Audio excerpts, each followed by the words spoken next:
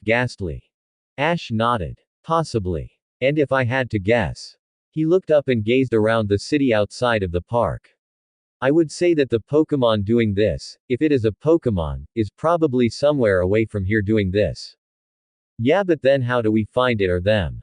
Brock asked. Instead of answering, Ash pulled out his Pokédex and then a Pokéball from his waistline. Placing it on the transporter pad of the device, the young man pressed a few buttons and then held the Pokédex out as the ball on the teleporter pad disappeared in a digital flash. He then waited for about a minute or two and then, in the same place the other one had been shortly before, another Pokéball appeared on the small transport pad. After putting away his dex, Ash smiled and held the ball up. Just trust me, this will make our search far easier. He then threw the Pokéball into the air and released the Pokémon waiting inside. Though, apparently, Misty and the others already knew who was going to appear before it even did by the way they hung their heads and sighed in exasperation. Within moments of the summoned Poké being released from the ball, none other than Ghastly could be seen floating in the air with some kind of traditional lounge houri wrapped around his gaseous form and a pen and pad of paper floating in front of him. Looking over a pair of far too big spectacles that were covering his eyes, Ghastly saw Ash and sighed in frustration. Really? Out of all times you could have called me. I would have been happy to lighten anyone's day with my grand performances any other time but not today. Today myself and that witty old professor of yours were engaged in a fierce battle of wits and brainstorming as we tried to write new haikus together. And now. He pouted and looked down at his notepad. After you called for me we had to stop right in the middle of it and my creative flow is all stopped up now. Rapidash poo. It was Ash's turn to sigh as Arnold's mother gaped at the sight of a talking Ghastly. I'm sorry Ghastly but I really need your help again, this is really important. The drama-loving ghost-type quirked an eye open as he casually responded. Well, I suppose I could at least humor this situation you speak of. Ash smiled in relief and then explained the situation facing them before finishing with. So can you either stop this yourself or at least find the one responsible? Ghastly floated down and examined Arnold for several moments before shaking his head. Unfortunately, I cannot. This wasn't done in a battle scenario using some random move on another Pokémon. Whoever did this used a focused amount of psychic energy to place these people under the trances they are in. And much like only the hypnotist who cast the trance can lift it, the same applies here.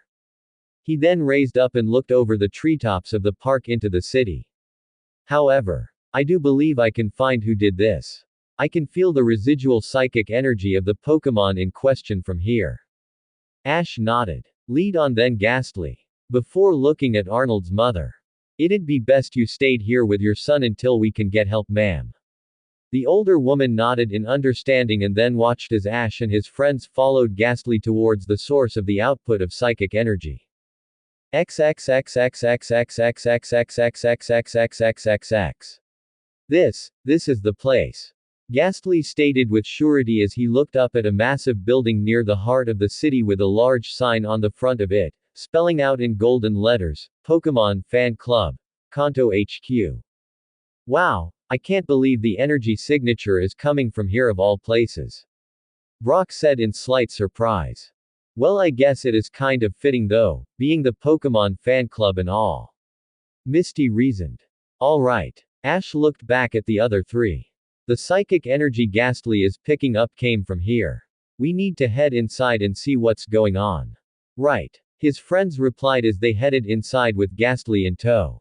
Upon entering the building, the group of four stepped into a huge, posh lobby that looked similar to that of a five-star hotel. What made it especially unique though was the pictures, statues, paintings and other forms of artwork depicting Pokémon all throughout the lobby. There were even several people with their actual Pokémon out scattered everywhere. Strangely enough though, it wasn't just Pokémon-related things they saw but also pictures of famous Kanto-based trainers with their Pokémon, some in battle and some not, also displayed in the lobby. Figures such as Lance and the Elite Four and even gym leaders they had already met like Erika, Sabrina and Lieutenant Surge. Not wasting time to admire the decor however, Ash and the others hurried up to what looked like a front desk near the building's elevator where a clean-shaven man in a suit was manning it.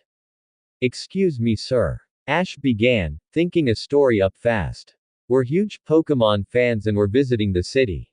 My Ghastly said that he could feel the energy of psychic-type Pokémon coming from here and we love psychic types. Do you have any here we can see by chance?" "Why actually we do," he answered in a mirthful tone.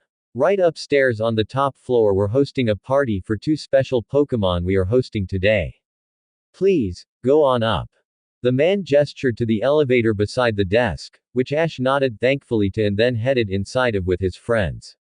Seconds later they were ascending the flights of the building at rapid speed, and when the elevator finally stopped and the doors opened, they disembarked out into a massive ballroom that was full of people and Pokémon. Everywhere they looked they saw rich-looking men and women with a wide variety of Pokémon standing around them, but what captured the most attention was where the largest crowd was gathered at the far end of the room. Right near a huge balcony whose window was open to the outside world beyond. As they made their way to the crowd and managed to work their way to the front of it, Ash, Brock, Misty, Giselle, Pikachu and Ghastly saw a most interesting sight. On a big table covered by a black cloth was a Hypno, who was sitting down with the circular pendulum its species habitually carried hanging from its left hand. In front of the table and the Pokémon sitting on it was a very large contraption of some kind that looked like it was made up entirely of multiple twisted spoons, items in which boosted a psychic type's power. The strange invention made up of the dangling spoons almost looked like a giant wind chime of some kind with the way it hung down from the ceiling and right in front of Hypno. The weirdest thing though was the line of people standing in front of the mess of dangling spoons who appeared to be acting just like Pokémon, in a manner identical to how the people in the park were behaving. The only difference was that the cause of why the Pokémon fan club members were acting in such a way was clear as day. Hypno continuously swung its circular pendulum back and forth, and as it did, rings of visible, multicolored psychic energy emanated from the hypnotic object and contacted the net of spoons. This in turn caused the waves of psychic energy to emerge on the other side, massively amplified, larger and far more numerous than they were before. What made Ash become immediately concerned though, including Ghastly, was that due to the power of the amplified rings of psychic energy, not only were they washing over the people in the room who were acting like Pokémon because of it, but the rings then continued on and out through the open windows leading to the balcony, which thereby caused them to disappear into the city below. "I believe we have our trigger cause," Ghastly observed as he watched the display going on before them. "Everyone stop," Ash yelled out as he ran towards the table where Hypno was and held his arms out. "Please stop this." "Hey, who do you think you are, kid?" one member yelled out angrily.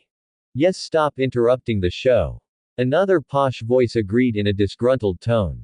Amongst the angry calls of the other members at Ash's interruption, a man wearing an expensive blue suit with gray hair and a neatly trimmed mustache stepped out of the crowd. "Excuse me, young man. What do you think you're doing interrupting our gathering? This is most impolite indeed." Ash's friends ran out to support him as the black-haired boy looked intently up at the man. "Please sir. What your Hypno is doing right now is unintentionally afflicting a lot people out in the city." "What?" another man yelled from the crowd. "Poppycock." The gray-haired man in the mustache narrowed his eyes down at Ash and nodded. "I have to agree, young man, those claims are utterly ridiculous." "No they're not," Misty retorted back. "Several people in the park near here are acting like brainwashed Pokémon right now, and it's because of Hypno." A collective series of gasps was heard from the crowd, followed by the gray-haired man's eyes widening. "Impossible. How do you know this?" "Because," Ash started to explain. "We saw them. A woman thought her son had been kidnapped until we found him in the park with all the others acting like a Pokémon. He doesn't even recognize his own mother." He then pointed at Ghastly. "My Ghastly here examined the woman's son and said it was psychic energy from a Pokémon that caused it, and then he tracked it here, to this building." Brock chimed in. "Those twisted spoons you're having Hypno use to amplify its power is escaping through the window and down into the city where it's putting the people it hits into a trance." The crowd went silent as the older gentleman looked down and shook his head. I can't believe it. We never meant to cause anyone any harm. We just wanted to show how Hypno's power could be induced to cause someone to slip into a trance and act however it commanded them to. He gestured at the net of twisted spoons. A member of the club here made that recently and we held this party today to show what it could do to increase a psychic type's power. The man looked back at Ash and the other kids and bowed his head apologetically. We never had any intentions of hurting anyone. Please, accept my apology. Look, you don't have to feel bad. Ash advised as he calmed down. I understand people make mistakes, but right now there are a lot of individuals running around the park acting like Pokémon and there's no way we could think of to help them. The older man smiled slightly at that. You can just leave that to me, young man. You see, Hypno was only the first of 2 acts we planned on showing today. Our other performers should be able to fix this terrible mishap quite expediently.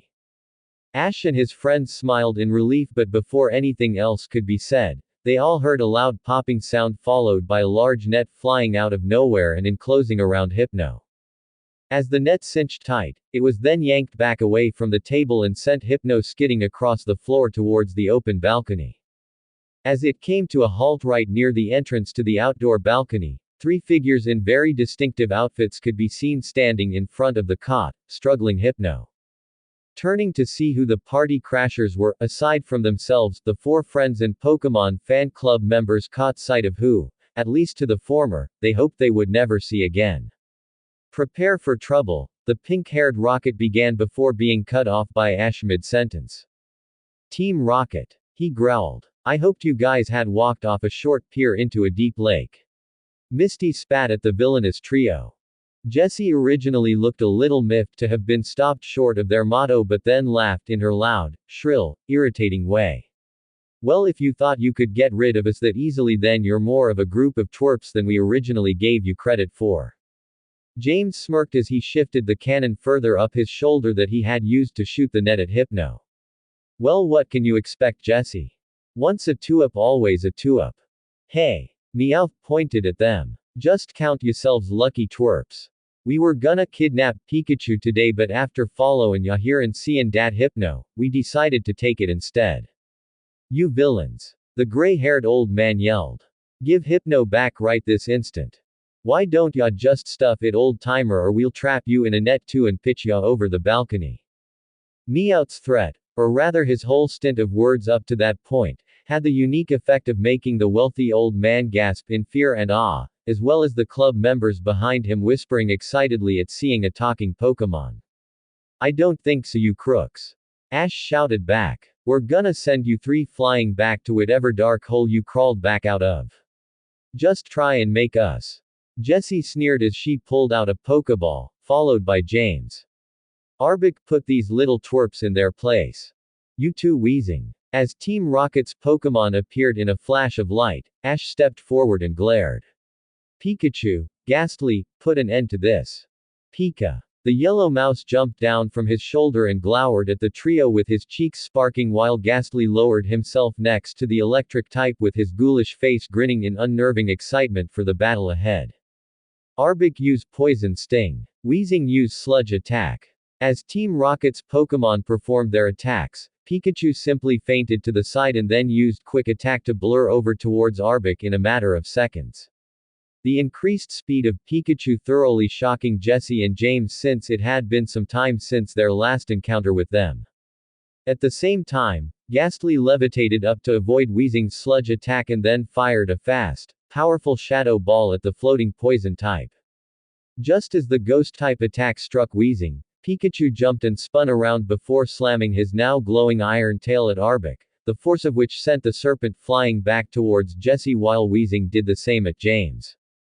Landing a short distance away from them, Pikachu's cheeks continued to spark as Ash raised his hand and yelled. Pikachu used Thunderbolt. Pika. Jessie and James looked down at their unconscious Pokémon and started to panic. Get up, Arbok. Please, Weezing, wake up. Please wake up. Pika. At this, the 3 rockets started running around in a panic. Pikachu. In a blast of high-voltage electricity, Pikachu launched a massive bolt of thunder at Jessie, James and Meowth, which hit and bathed the whole balcony in a bright yellow glow. Within mere seconds, the bolt of thunder exploded and sent the rocket trio flying skyward while the net containing Hypno stayed where it was, too far away from the rockets at the time of impact to be struck by the electrical attack. As the heaven-bound rockets went flying through the atmosphere, Jessie looked over at her two teammates and pumped her fist. See that? I told you we were still a match for those twerps. Arbok almost got Pikachu.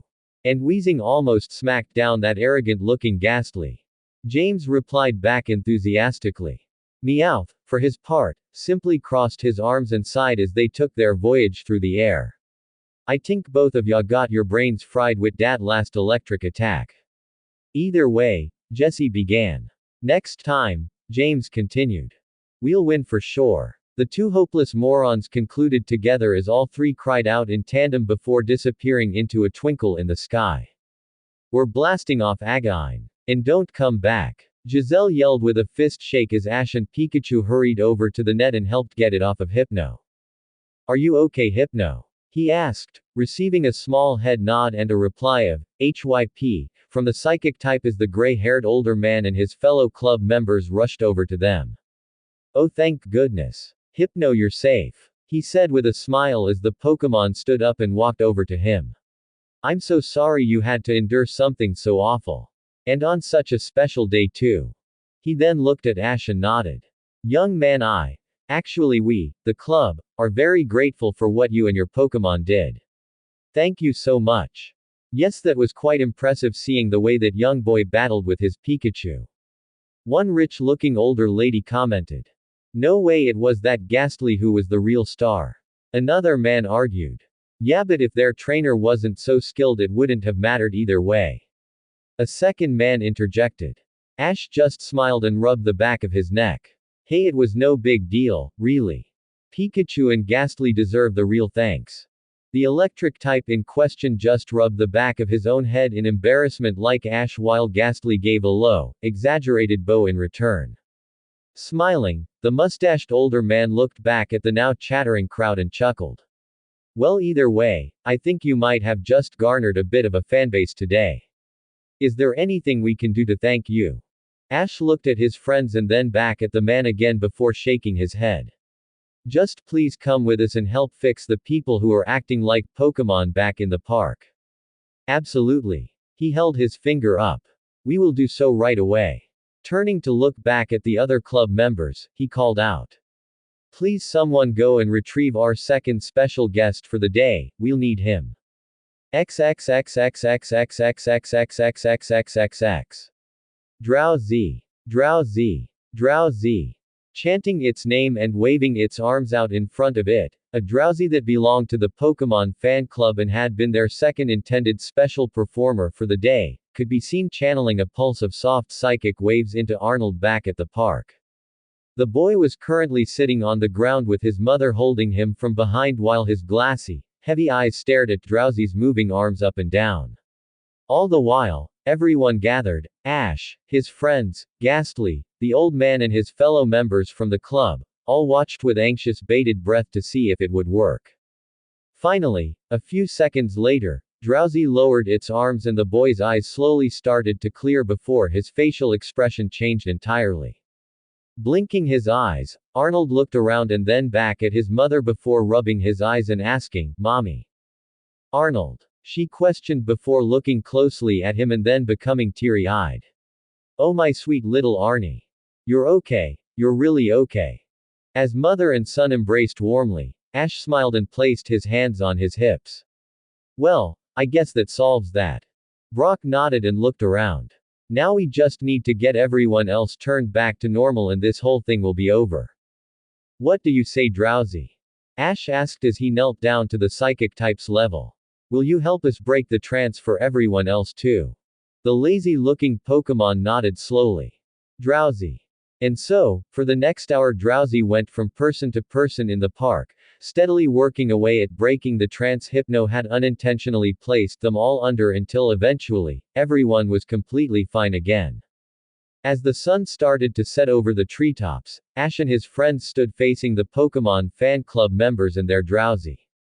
Luckily, the rest of the people who had been put under a trance were not overly upset after being explained the situation and instead had merely been thankful that they had been returned to normal again. Which, considering the incident, the fact no police were called or lawsuits were filed had been a miracle in of itself. Extending his hand, Ash shook the one belonging to the gray-haired man from earlier and smiled.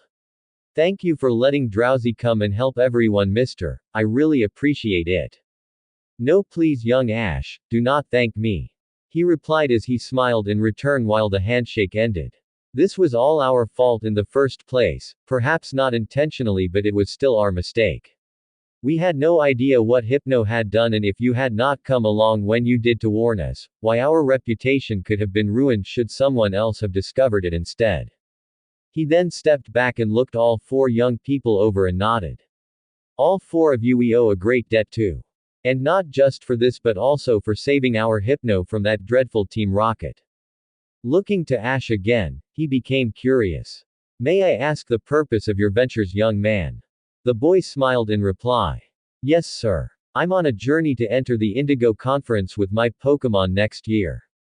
We've already won 17 badges and are trying to collect all of the Kanto badges before the conference starts. The man's eyes widened as excited whispering broke out amongst the club members behind him. Really now? Say, that is something indeed. Well Ash, let me just say that your skills as a young trainer and your ability to train your Pokémon are impressive indeed. We'll be watching your progress and if you continue to go far, I believe it is safe to say that you might even earn yourself a place amongst the trainers our club supports. Ash looked up at Pikachu and then ghastly before smiling a little wider. That would be great, sir, thank you. He shook his hand in reply. Oh, enough of that, sir, business. Please call me William. And I suppose I should also take this moment to reveal to you the truth. He gestured at himself. I am actually the Pokémon fan club chairman for the Kanto chapter. So when I say we'll be watching your progress. He winked. I mean it. Ash and his friend's eyes all widened slightly at that knowledge but the young Ketchum managed to control his show of surprise and instead just nodded. Sure thing. Thanks again, William. It was a pleasure meeting you and I hope to get to see you again sometime. After that, William and the other fan club members said their goodbyes to Ash and his friends and then left the park with Drowsy in tow, though only after Ash had a chance to thank the psychic type for all its hard work as well. Ash, everyone. The middle-aged mother spoke up as she approached them with Arnie at her side. I cannot thank you enough for what you did. Not only for my son but for everyone else as well, you have my deepest gratitude. Thank you. She bowed her head to them. Ash. The little boy who looked so similar to the one he approached said with a shine to his eyes. I can't wait to see you battle in the Indigo League, it's gonna be so awesome. I'll root for you and Pikachu all the way. Ash looked up to his shoulder at Pikachu, whom I smiled at him in return, and then looked at the younger boy. Thanks Arnie. And hey, don't go acting like a Pokémon again next time we meet or I might just have to catch you. He ruffled the boy's hair, eliciting a laugh from him. No way. Next time a Pokémon tries that on me I'll just catch it instead. Ash chuckled in amusement and then said his goodbyes to Arnold and his mother along with his friends before they soon parted ways. As they made their way back to the Pokémon Center for the night, Giselle spoke up amongst the currently silent group. So where to tomorrow? Brock was quick to reply, having decided to study the map earlier at the Pokémon Center after Ash's gym battle. It'll take about a week from here but the next city is a place called Sharp Town. Aside from having a minor gym located there they also have a really famous place well known to Pokémon breeders called Scissor Street. Scissor Street? Misty asked as she looked at the older teen. He nodded enthusiastically. Yeah. It's a street otherwise known as Breeder Street located in Sharp Town where all of the most high-end, famous Pokémon breeders and grooming shops are located. Human hair stylists and beauty professionals work there too but it's most famously known for its many famous Pokémon breeders. He then formed hearts in his eyes and looked up with clasped hands. And the most famous and amazing of them all is Susie. Susie? Ash questioned. Who is she? Brock smiled and held up a finger. Susie is only the most well-known Pokémon breeder in all of Kanto and has a shop located on Scissor Street. She focuses on bringing out a Pokémon's inner beauty and value instead of just its outward appearance. Her partner Vulpix is almost as well known as Susie herself is. Well, I guess that settles it. Ash called back with a smile on his face. We have to visit Scissor Street after my gym battle so you can meet her and get some tips. Brock suddenly appeared at Ash's feet, halting the boy's forward progress as he sobbed rivers of tears at his shoes. Ash, you're the greatest friend a guy could ever have. Hey, Brock. Don't get my shoes wet.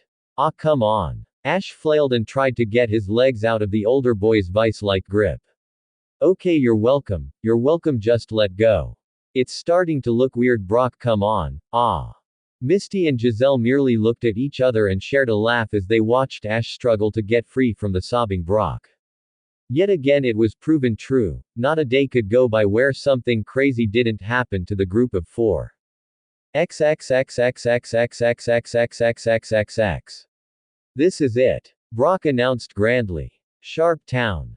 Standing atop a high, grassy hill overlooking the moderately sized city below with its tall buildings, hundreds of gleaming windows and roads criss-crossing all throughout the town that cars were speeding along to reach the destinations of their motorists, Ash and company felt nothing but relief. It had been a long week of traveling through the countryside after leaving Hop Town, and without a warm bed to sleep in all that time or a hot shower to partake in, all four young travelers were looking forward to once more partaking in the amenities of civilized life. Oh sweet Arceus above. Misty breathed. I can't wait to find the Pokémon Center and get a hot shower. Ash smiled. I can't wait to have my gym battle. After spending all week training with my Pokémon, I know we're prepared for it. It's an ice-type gym, right? Giselle asked, to which he nodded. Yeah. We've been working on a few strategies, so I'm sure we'll be ready for whatever gets thrown our way. It's impossible to tell what we'll encounter for certain, but still, I feel that we're ready. Well, we aren't going to get anywhere standing around. Brock announced as he hoisted his pack farther up his shoulders. Let's go. Around 15 minutes or so later, Ash and his friends finished the trek they had been making through Sharp Town once they arrived at the Pokémon Center. After walking inside and leaving their Pokémon with Nurse Joy, they ordered 2 rooms for the night and made their way upstairs to unpack and unwind. Once Ash and Brock had a chance to take turns using the shower and the girls had done the same in their own room, the 4 of them made their way back down to the lobby and retrieved their Pokémon before leaving the center and heading out for the city's Pokémon gym. It took some time, almost half an hour due to them getting turned around in the maze-like city streets, but eventually, they found the city's gym located in between 2 other large buildings and had a distinctive dome shape to it, almost like an ice rink. After examining the building for a few moments, Ash led the way inside of the gym, and as soon as they crossed the threshold of the door, all 4 sets of feet stopped and all 4 sets of eyes went as wide as saucers. Wow! Giselle stepped forward. It looks just like an ice rink in here. The whole interior of the gym was massive. It was shaped almost like an oval from front to back, and the atmosphere of the gym itself was very bright, most likely due to the bright white, large ice rink in the center of the building. None of them could obviously say for certain, but they each wondered if the gym also served as an actual ice rink, because there were bleachers located on either side of the ice field itself, and to the left-hand side of the door, a counter which had multiple pairs of ice skates hanging on the wall behind it seemed to add credibility to that suspicion. As they walked up to the edge of the ice rink, which was separated off by a low wall, Misty rubbed her shoulders and looked around. It's so cold in here. Oh, here Misty. Ash quickly took off the top half of his black and red tracksuit, leaving him in his black t-shirt underneath, and handed it to her. You can wear this while we're here. I'll be okay.